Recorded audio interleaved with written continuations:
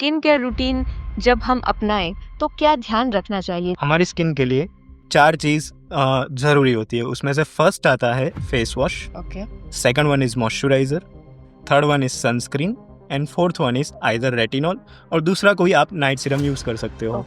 हर एक की skin different होती है, बिल्कुल। So it is not necessary that one product working on someone doesn't mean कि आपके केस में भी वो चीज़ वर्क करेगी। बिल्कुल। मिडिल एज फीमेल्स में, यंग फीमेल्स में, सभी में एक ही समान तरीके से वर्क करती है या उनमें भी इस तरीके से बदलाव की ज़रूरत होती है? प्रोडक्ट आप प्रोलॉन्ग टाइम पे यूज़ करते हो तो कुछ प्रोडक्ट में ऐसा इशू रहता है कि पीक इफेक्ट उसका अचीव हो जाता है। फिजिकल सनस्क्रीन बेसिकली एक शील्ड की तरह वर्क करता है। सेकंड, जो केमिकल सनस्क्रीन बताया, मेन चीज़ केमिकल सनस्क्रीन की जो बेनिफिशियल रहती है पेशेंट में, that is blending of sunscreen. I think after the age of 3 to 5 years you can prescribe a sunscreen. Mostly physical sunscreen will be preferable. UPF garments क्या है? हम कहाँ से खरीद सकते हैं? अगर सनस्क्रीन ना लगाएं, सनस्क्रीन का रेगुलर यूज ना करें तो क्या इफेक्ट्स हो सकती हैं? Hello and welcome everyone to our episode of sunscreen must podcast. सुंदर दिखना किसे अच्छा नहीं लगता?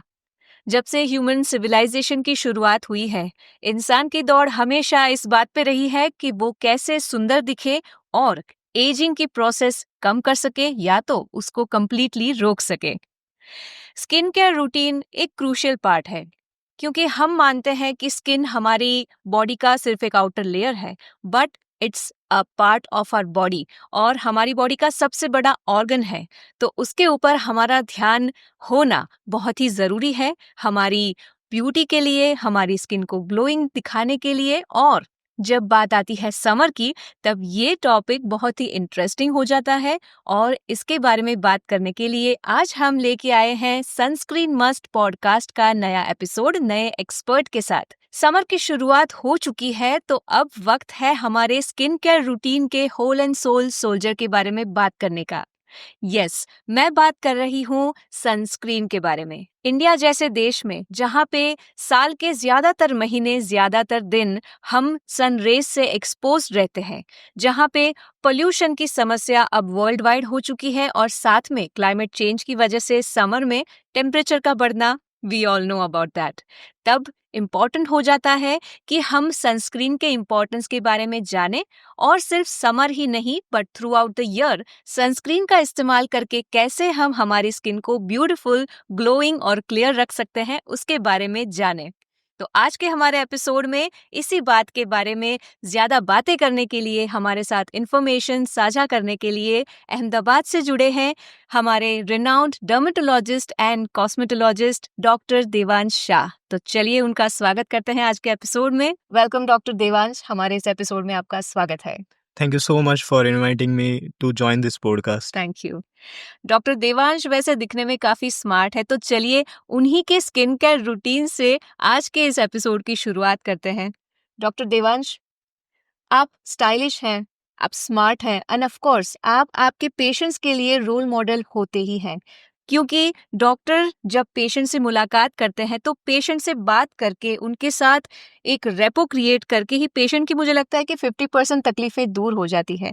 तो हम आपसे जानना चाहते हैं कि आपका स्किन केयर रूटीन क्या होता है, स्पेशली समर में?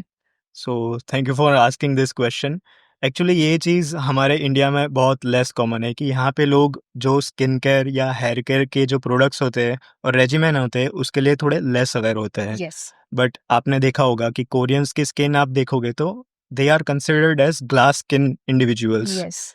वाई? बिकॉज वो लोग मेंटेन रखते हैं अपने स्किन को। सो उनका जो स्किन केयर रेजिमेन होता है वो बेसिकली 10 स्टेप रेजिमेन होता है, but Okay. Our Indian skin doesn't require that much complicated regiments. हमारी स्किन के लिए 4 चीज़ ज़रूरी होती है। उसमें से फर्स्ट आता है face wash, okay. Second one is moisturiser, third one is sunscreen and fourth one is either retinol और दूसरा कोई आप नाइट सीरम यूज़ कर सकते हो। ओके। आजकल कोरियन ग्लास स्किन तो बहुत ट्रेंड में है, सोशल मीडिया के जरिए हम सब इसके बारे में जानते हैं। लेकिन जैसे डॉक्टर देवांश ने बताया कि हमारे इंडियन स्किन के लिए मोस्टली 4 इंग्रेडिएंट्स या 4 रेजिम हमारे लिए बहुत ही इम्पोर्टेंट है और मुझे लगता है कि सफिशिएंट है। तो सबसे पहला हो गया फेस वॉश। डेफिनेटली, क्योंकि क्लींजिंग जो हमारे क्लाइमेट के हिसाब से रिक्वायर्ड होता है, हमारे क्लाइमेट में सबसे ज़्यादा पार्टिकुलेट मैटर जो बोलते हैं वो ज़्यादा होता है।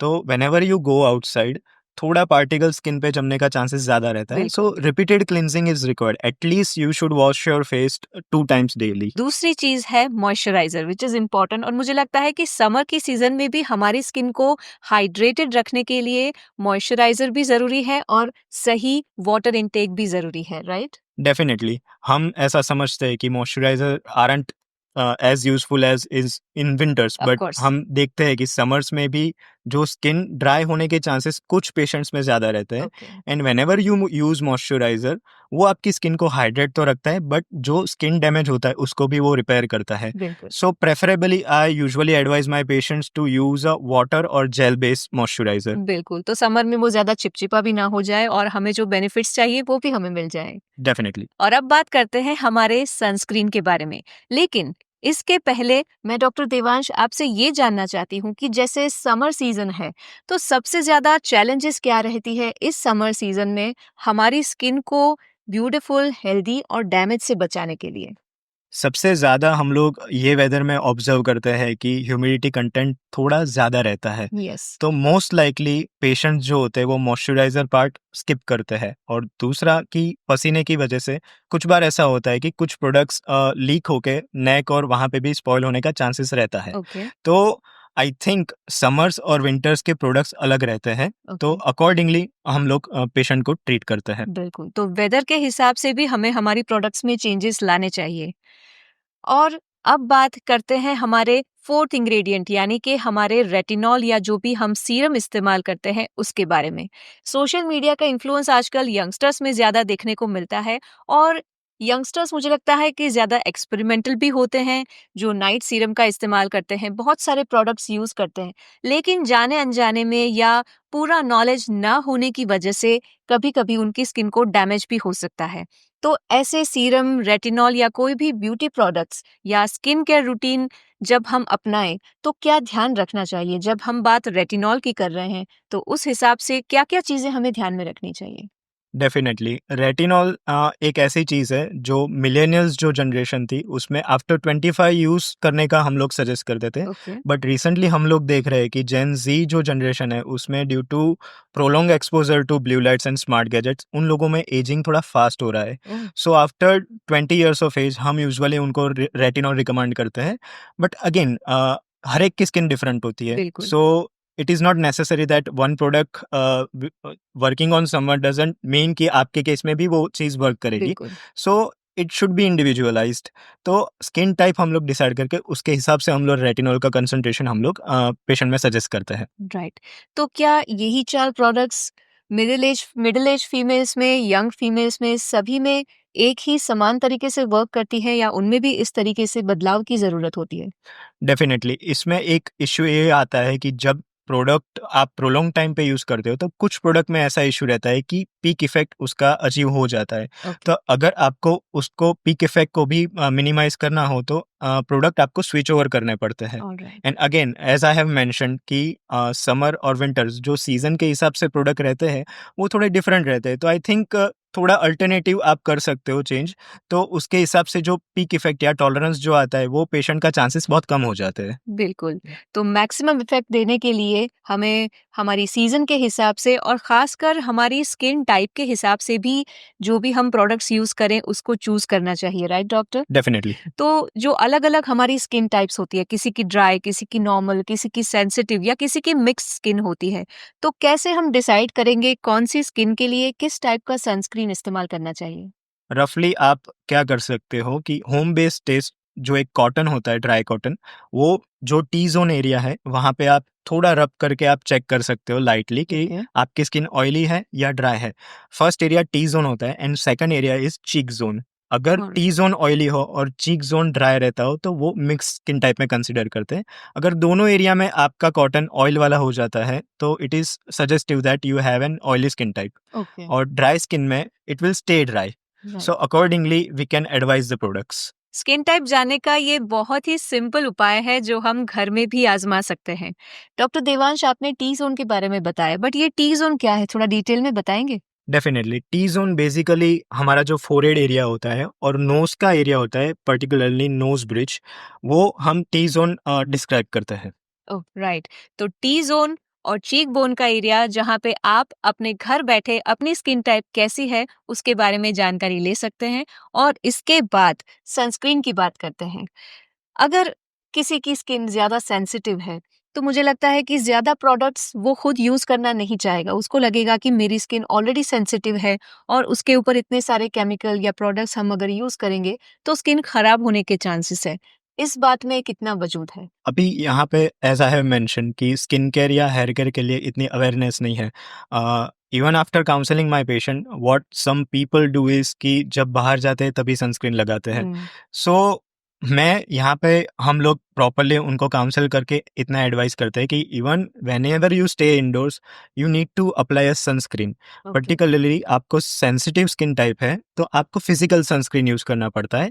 रीज़न इज़ बीइंग कि केमिकल सनस्क्रीन जो आते हैं, सनस्क्रीन्स के 2 टाइप होते हैं, first one is physical and second one is chemical. Okay. जो फिजिकल सनस्क्रीन है वो सेंसिटिव स्किन के लिए ज़्यादा यूज़फुल रहता है। हुँ। जो केमिकल सनस्क्रीन है, अगर पेशेंट की स्किन नॉर्मल है या एक्ने या दूसरा कोई इश्यू नहीं है, तो केमिकल सनस्क्रीन अच्छी तरह से वो ब्लेंड हो जाता है। फिजिकल सनस्क्रीन और केमिकल सनस्क्रीन मेनली 2 तरीके के सनस्क्रीन के बारे में आपने बताया। दोनों के काम करने के तरीके में क्या डिफरेंस है? क्या फ़र्क है जिससे ये 2 कैटेगरीज़ अलग-अलग तरीके से इस्तेमाल की जाती हैं? फिजिकल सनस्क्रीन बेसिकली एक शील्ड की तरह वर्क करता है, वो आपकी स्किन में पेनिट्रेट नहीं करेगा। ओके, यानी मेन चीज़ आप देखने जाओ को जिसकी स्किन सेंसिटिव होती है और जिसको केमिकल से रिएक्शन आता है जिस पेशेंट्स में, उस केसेस में फिजिकल सनस्क्रीन यूज़ करना बेनिफिशियल रहेगा, बिल्कुल, as it can not penetrate the skin. Right, second, जो केमिकल सनस्क्रीन बताया, मेन चीज़ केमिकल सनस्क्रीन की जो बेनिफिशियल रहती है पेशेंट में, that is blending of sunscreen. Because physical sunscreen आप देखोगे तो वो थोड़ा स्किन पे एक लेयर बनाता है and in some case it visible as a white cast on their skin. Okay. But in जैसे केमिकल क्रिकेटर्स लगाते हैं क्रिकेट खेलते दौरान, डेफ़िनेटली, राइट। डेफ़िनेटली। बट ये जो डिसएडवांटेज है वो केमिकल सनस्क्रीन में आपको देखने को नहीं मिलेगा। बिल्कुल, तो केमिकल सनस्क्रीन अगर अप्लाई किया है तो अपीयरेंस आपका नॉर्मल रहेगा। तो अगर आप डेफ़िनेटली, वर्क प्लेस पे भी जाना चाहते हैं, तो फिजिकल सनस्क्रीन शायद इतना विजिबल ना हो, लेकिन केमिकल सनस्क्रीन यूज़ करने में कोई दिक्कत नहीं होगी। डेफ़िनेटली। स्किन टाइप्स की बात हो गई, सनस्क्रीन के टाइप्स की बात हो गई और सनस्क्रीन के दोनों तरीके से काम करने के बारे में भी हमने जाना। डॉक्टर देवांश, अब मैं आपसे ये भी पूछना चाहती हूँ कि कौन सनस्क्रीन लगा सकता है और किसको सनस्क्रीन नहीं लगाना चाहिए? Basically, each and every individual should use a sunscreen, but it depends on the age of the patient and जो दूसरे कुछ फैक्टर्स रहते हैं जैसे प्रेगनेंसी आप ले लो। सो बेसिकली हम लोग ऐसा रिकमेंड करते हैं कि during pregnancy you should use a physical sunscreen because it doesn't penetrate your skin. Right, So during pregnancy, even in a pediatric age group patients, okay. we usually advise physical sunscreens. Okay, तो बच्चे भी क्या sunscreen लगा सकते हैं? Definitely, physical sunscreen उसके लिए better option रहेगा. ओके, तो मतलब बच्चों की स्किन तो वैसे बहुत सेंसिटिव होती है I और think ग्रोइंग फेज में होते हैं, तो सनस्क्रीन उनके लिए इम्पोर्टेंट है क्या? I think after the age of 3 to 5 years, you can prescribe a sunscreen. Mostly physical sunscreen will be preferable rather okay, than chemical one. Right, so that it doesn't penetrate and Yeah, cause harm to them. definitely. ये तो बात हो गई sunscreen लगाने के बारे में। लेकिन अगर सनस्क्रीन ना लगाएं, सनस्क्रीन का रेगुलर यूज ना करें, तो क्या इफेक्ट्स हो सकती है? देखो हमारा जो रेडिएशन जो सन रेडिएशन बोलते हैं, it consist of multiple wavelengths. जो यूवी रेडिएशन होता है हम्म, वो मल्टीपल टाइप्स के होते हैं, जैसे UV A radiation, UV B radiation, UV C radiation. Okay, जो यूवी बी रेडिएशन है वो आपके स्किन में कैंसर प्रोडक्शन जो प्रोसेस होता है उसको फास्ट कर देता है. Okay, and second one is UV A radiation, जो एजिंग और रिंकलिंग को भी ये चीज़ बढ़ा सकता है. एंड थर्ड वन इज जो पिगमेंटेशन कंपोनेंट होता है, UV A radiation it can increase your pigmentation. So sunscreen जो रहता है, I usually advise my patient that they should use a broad spectrum sunscreen which covers both UVA and UVB radiation. And along with that, अभी के generation में आप देखोगे, जैसे मैंने प्रीवियसली मेंशन किया कि स्मार्ट गैजेट्स यूज ज़्यादा रहता है yes, and most of the times लोग आप देखोगे तो इंडोर्स ज़्यादा काम करते हैं. बिल्कुल, तो एक एडिशनल फिल्टर जो ब्लू लाइट फिल्टर होता है, आई थिंक वो भी एडिशन आप सनस्क्रीन में रखो तो बेटर रहता है वो चीज़। ओके, क्योंकि जनरली लोगों के घर में एसी होता है, ऑफिस में एसी होता है, ज़्यादातर उनका सन एक्सपोज़र रहता नहीं है, किसी का टेबल वर्क है, तो उनको लगता है कि हम सनस्क्रीन क्यों लगाएँ, हमें बाहर तो जाना नहीं है। या तो फिर कभी होता है कि कोई छोटे से डिस्टेंस पे कुछ लेने जाना है, तो लगता है कि हाँ, एक दुपट्टा या हैंड ग्लव्स कवर कर लेंगे। जनरली लेडीज़ में ये आप देखने को मिलता है कि हैंड ग्लव्स पहन लिए और चले गए। पर मुझे लगता है कि दैट इज़ नॉट इनफ, और सनस्क्रीन को हमें हमारी रूटीन में इंक्लूड करना ही चाहिए, क्योंकि जैसे सर ने बताया कि blue light filter, blue light की वजह से जो एक्सपोजर होता है उसकी वजह से भी एजिंग इफेक्ट अगर हमारी फास्ट होने लगती है, तो इसके बारे में हमें ज़रूर ध्यान देना चाहिए। आपने बहुत सारे कंपोनेंट्स के बारे में, यूवीए यूवीबी के बारे में भी बात की, और आपने एक टर्म यूज़ की, ब्रॉड स्पेक्ट्रम सनस्क्रीन। इसके बारे में ज़्यादा बताइए। और हम ये भी जानना चाहते हैं कि एसपीएफ इसका मतलब क्या होता है, और जनरली इंसान कैसे सिलेक्ट करेगा कि कौन से एसपीएफ वैल्यू उसकी स्किन के लिए या हमारी इंडियन स्किन के लिए बेहतर है? डेफिनेटली एसपीएफ वैल्यू यानी सन प्रोटेक्शन फैक्टर होता है। कोई भी आप सनस्क्रीन मार्केट में लेने जाओगे तो उस पे मेंशन होता है, one thing is SPF and second thing is PA value. Yes. So like I have mention कि जो यूवी रेडिएशन होता है वो दो टाइप का होता है। First one is UVA and UVB. B. So UVB की अगेंस्ट में जो प्रोटेक्शन होता है वो आपका एसपीएफ वैल्यू डिपिक्ट करता है। ओके। एंड पीए रेटिंग जो होता है सनस्क्रीन का, it gives you an idea about protection against UVA radiation. Alright. So I think we should be concerned about the SPF value and PA rating of the sunscreen rather than going exclusively for SPF ratings. Okay. Because हमें ऐसा लगता है कि ज़्यादा SPF use करते हैं तो ज़्यादा प्रोटेक्शन ऑफर होना चाहिए। ये एक बट जनरल टर्म है, जनरल अंडरस्टैंडिंग है।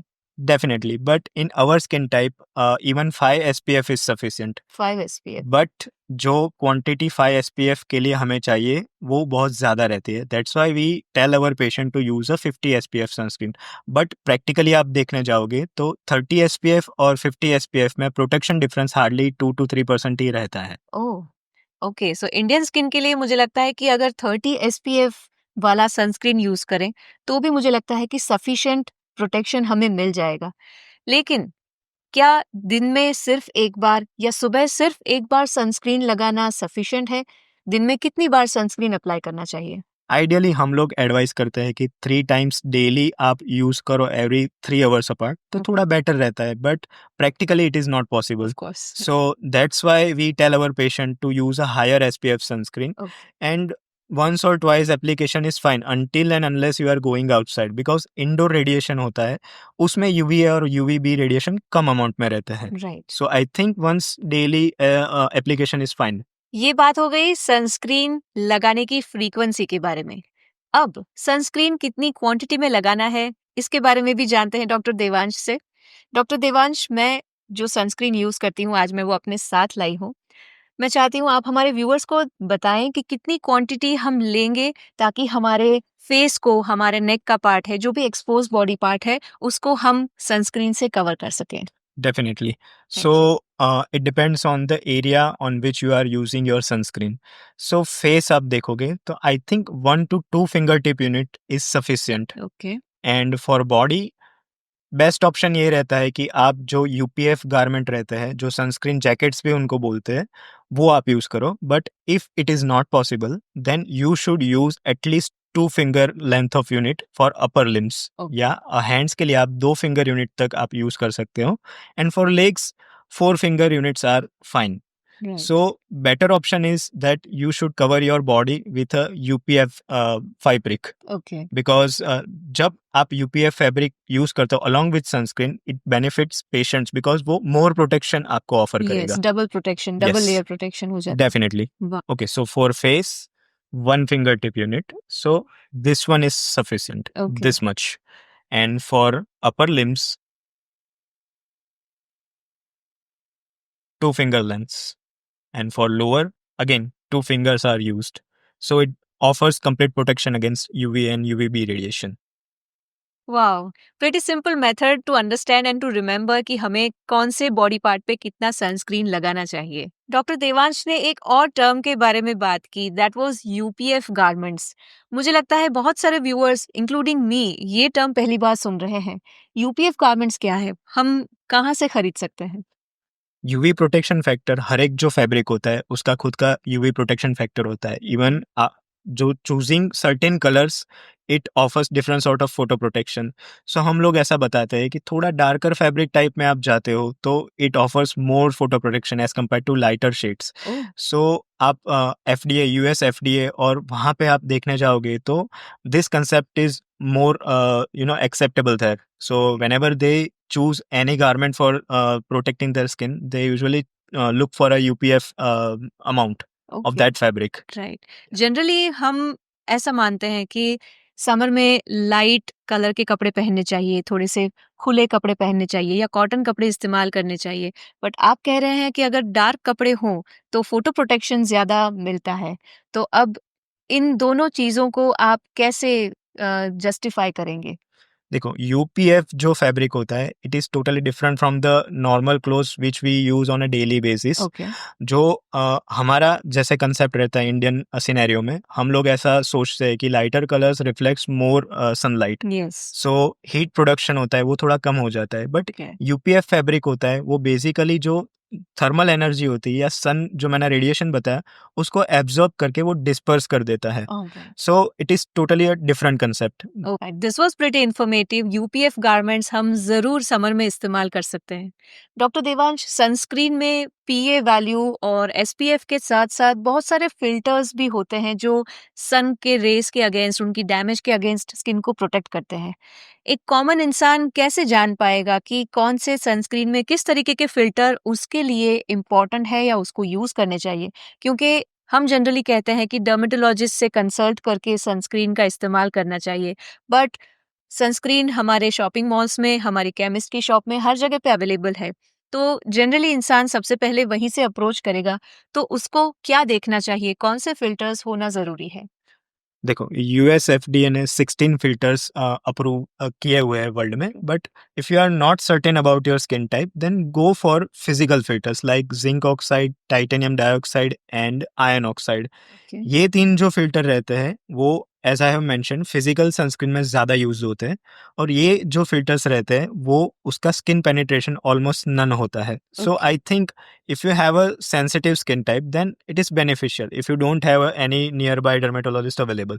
आज की हमारी जो लाइफस्टाइल चेंज हो रही है, हमारा क्लाइमेट चेंज हो रहा है, टेम्परेचर में चेंजेस आ रहे हैं, इन सब चीज़ों की वजह से हमारे बॉडी पर फिजिकली उसका असर दिखना तो शुरू हो जाता है यंग एज में, लेकिन हम थोड़ा निग्लेक्ट करते हैं, थोड़ा-सा नेग्लिजेंट रहते हैं हमारे अपीयरेंस को लेकर, स्ट्रेस की वजह से या वर्क प्रेशर की वजह से, या अगर आप स्टूडेंट हैं तो स्टूडेंट लाइफ में you don't pay attention to your beauty. और जब बात बहुत आगे बढ़ जाती है और स्किन सच में डैमेज हो जाती है या आपके बाल झड़ने लगते हैं, तब दरअसल बहुत लेट हो गया होता है, लेकिन उसके बाद आपको बहुत सारी ट्रीटमेंट करनी पड़ती है अपनी स्किन को या अपने बालों को पहले जैसा बनाने के लिए। इन दोनों चीजों के बीच में जो एक गैप होगा, उस लॉस को हम कवर कैसे कर सकते हैं? I think the main culprit to blame here is social media only, because most of the time हम लोग देखते हैं कि सोशल मीडिया पे जिस हिसाब से ब्रेनस्टॉर्मिंग चलता है, मोस्ट लाइकली लोगों में एक तरह का कॉम्प्लेक्स बन जाता है एंड दे गेट कंफ्यूज कि मुझे ये स्किन प्रोडक्ट यूज़ करना है या मैं कौन सा प्रोडक्ट यूज़ करूँ। Right. So because of that कुछ बार ऐसा चीज़ हो जाता है कि पेशेंट गलत चीज़ अप्लाई कर देते हैं, ट्रू। तो उसकी वजह से स्किन को आगे जाके डैमेज होने का चांस ज़्यादा बढ़ जाता है। कभी ऐसा हो सकता है कि नॉर्मल स्किन है लेकिन बहुत सारे प्रोडक्ट्स यूज कर दिए तो अब स्किन सेंसिटिव हो गई है, ऐसा भी हो सकता है? डेफिनेटली मेरे ओपीडी में मैं कुछ बार ऐसे केसेस भी में हम लोग देखते हैं कि यूजुअली जो जिस प्रॉब्लम को ट्रीट करने के लिए पेशेंट दवाई लगाता है, इनफैक्ट वही प्रॉब्लम वो दवाई लगाने की वजह से बढ़ गया हो। आज के ज़माने में आपके हिसाब से आपको क्यों लगता है कि डर्मेटोलॉजिस्ट की रिक्वायरमेंट है और लोगों को डर्मेटोलॉजी इस सब्जेक्ट के बारे में, अपनी स्किन के, हेयर के, नेल्स के केयर के बारे में अवेयर होने की ज़रूरत है? ऐसा आप क्यों सोचते हैं? देखो, skin is the largest organ of the body. हम लोग ऐसा समझते हैं कि अगर स्किन पे रैश या कुछ भी दूसरा लीजन हमारे स्किन पे जब प्रोड्यूस होता है तो हमें ऐसा लगता है कि only external factors are available, बिल्कुल, बिकॉज हमें पहले से ऐसे कंडीशन किया गया है कि सिर्फ ऐसे आप घरगथ्थु कोई इलाज आप लगा लो या होम बेस्ड रेमेडीज आप कर लो तो वो मिट जाता है। बट बिल्कुल। बेसन का उपटन लगा लो तो आप गोरे हो जाओगे। Exactly, but it doesn't work like that. Right. Mostly आप देखोगे तो कुछ केसेस ऐसे होते हैं कि internal causes are also responsible for causing such diseases in your skin. या तो ऐसा हो सकता है कि सिर्फ एक फैक्टर ना हो कि बहुत सारे फैक्टर्स हैं जो किसी एक प्रॉब्लम की जड़ हैं। डेफिनेटली। और रिसेंटली आपने ये चीज़ भी ऑब्जर्व किया होगा कि in most of the cases of Gen Z research हो चुका है कि 8 out of 10 Gen Zs have some sort of psychological issues like anxiety and depression. So कुछ स्किन डिसीज ऐसे होते हैं कि जिसमें ये जो साइकोलॉजिकल फैक्टर है वो जो प्रीवियस डिसीज होता है उसको एग्रावेट करता है। ट्रू, तो I think we need to bridge that gap in our treatment. Right. तो मुझे लगता है कि काउंसलिंग भी इतना ही ज़रूरी है जब आप किसी ऐसी ट्रीटमेंट के लिए जा रहे हो या किसी ऐसी स्किन प्रॉब्लम से जूझ रहे हो, तो मुझे लगता है कि दिस इज़ मल्टीफैक्टोरियल और इसीलिए डर्मेटोलॉजिस्ट की रिक्वायरमेंट है। जैसे हम हार्ट पेशेंट, हार्ट सर्जन के पास जाते हैं, वैसे ही हमारी स्किन को हमें बिल्कुल भी इग्नोर नहीं करना चाहिए और कोई भी छोटी-सी बात है, तो हमें पैसे बचाने की लालच में खुद से कोई भी एक्सपेरिमेंट हमारी स्किन पे नहीं करना चाहिए, राइट डॉक्टर? डेफिनेटली। स्किन को लेके हमारे बीच बहुत सारी ऐसी मान्यताएं, ऐसी मिथ्स होती हैं जो हम मानते हैं कि सही है, लेकिन सच में वो हमारी स्किन के लिए हार्मफुल भी होती है। ऐसी बहुत सारे मिथ्स के बारे में भी डॉक्टर देवांश से हम बात करने वाले हैं। डॉक्टर देवांश, लोग ये मानते हैं जनरली कि अगर आपकी स्किन के ऊपर टैनिंग होता है तो टैनिंग एक हेल्दी स्किन की निशानी है। Tanning is a sign of healthy skin. तो अगर टैनिंग है तो वो नेचुरली ही एक सनस्क्रीन का काम करता है, तो सनस्क्रीन लगाने की जरूरत नहीं है। इस बात में कितनी सच्चाई है? एक्चुअली टोटल हमारी जो स्किन टाइप होती है वो 7 तरह की स्किन होती है। जो टाइप 4, 5, 6 होती है वो इंडियन सब कॉन्टिनेंट जो हमारा है उसमें ज़्यादा कॉमन है ये चीज़। और हमारी स्किन में जो मेलानोसाइट जो बोलते हैं, जो हमारी स्किन को कलर देते हैं, उसका जो नंबर्स होता है वो फॉरेनर्स जो होते हैं फेयर स्किन्ड उनसे हमारी स्किन में ज़्यादा रहता है। ओके। सो उनकी स्किन में due to lack of melanin या कम मेलेनिन होने की वजह से सन डैमेज या सनबर्न होने का चांसेस ज़्यादा रहता है okay. as compared to our skin. And like I have you have mentioned that melanin होने की वजह से थोड़ा tanning is normal because it offers natural sun protection right. against sun damage. But Yeah, वो सिर्फ अकेला मेलानिन आज के ज़माने में मुझे लगता है कि हमारी स्किन को प्रोटेक्ट नहीं कर सकता और इसलिए हमें ज़रूरत है और सारी रेजिम और सारी रेमेडीज़ की। एक और मिथ भी है कि लोग मानते हैं कि सनस्क्रीन लगाने से विटामिन डी का जो अब्जॉर्प्शन जो नेचुरल सनलाइट में एक्सपोज होने से हमें मिलता है, वो नहीं मिलता है बॉडी को। तो आफ्टर ऑल बॉडी को नुकसान करते हैं हम सनस्क्रीन लगा के। इस बात में कितनी सच्चाई है? definitely it is not practically seen in routine day to day practice because अभी जो जिस तरह से सनस्क्रीन हमारे मार्केट में अवेलेबल है, most of them contain selective filters, so it doesn't affect the absorption of vitamin D. So I think it's a myth. Right. लोग ये भी मानते हैं कि सनस्क्रीन हमेशा सिर्फ दिन के उजाले में जब आप घर से बाहर निकलते हैं तभी स्किन के ऊपर लगाना चाहिए। कोई अगर स्पोर्ट्स एक्टिविटी में है या जिसको स्विमिंग ज़्यादा पसंद है, वो लोग अगर मानते हैं कि वो लोग शायद मानते होंगे कि सनस्क्रीन उनके लिए नहीं है क्योंकि ज़्यादा स्वेट या पानी में रहने की वजह से after all sunscreen wear off हो जाना है, तो वो शायद ज़्यादा प्रेफ़र नहीं करते सनस्क्रीन लगाना। तो ये क्या सच बात है या ये भी एक मिथ है? डेफिनेटली आप बाहर आउटडोर एक्टिविटी कोई भी any sort of outdoor activity आप करते हो, so you need some sort of sun protection.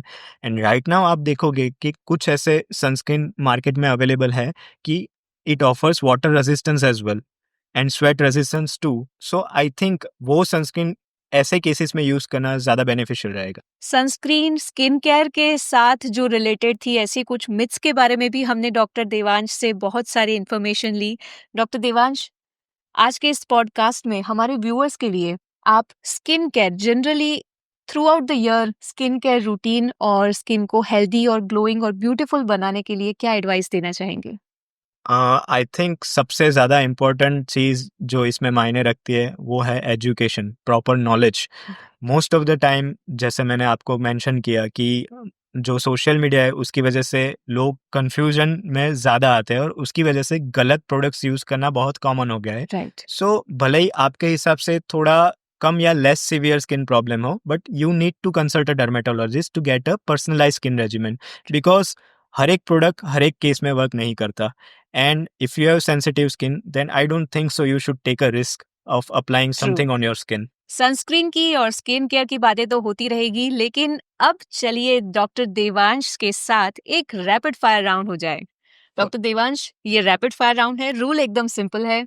आपको हम सवाल पूछेंगे और आपको बिना समय लगाए उसका आंसर देना है। अगर आपने सोचने में समय लिया तो you are out. Ready? Sure. Favourite food item? Pizza. Wow! आपने डॉक्टरी चुनी, अगर आप डॉक्टर ना होते तो आप क्या होते? Marine biologist. Wow! Favourite colour? Blue. Favourite animal? Elephant. अगर आपके पास्ट में जाके आपको कोई चीज बदलनी हो तो वो क्या हो सकती है? I think I should have gone for non-medical field, I guess. Okay, एक दिन के लिए अगर आपको गायब होने का मौका मिले तो आप कहाँ घूमने जाना Europe, चाहेंगे? definitely. वाओ! गायब होके घूमने जाना चाहेंगे।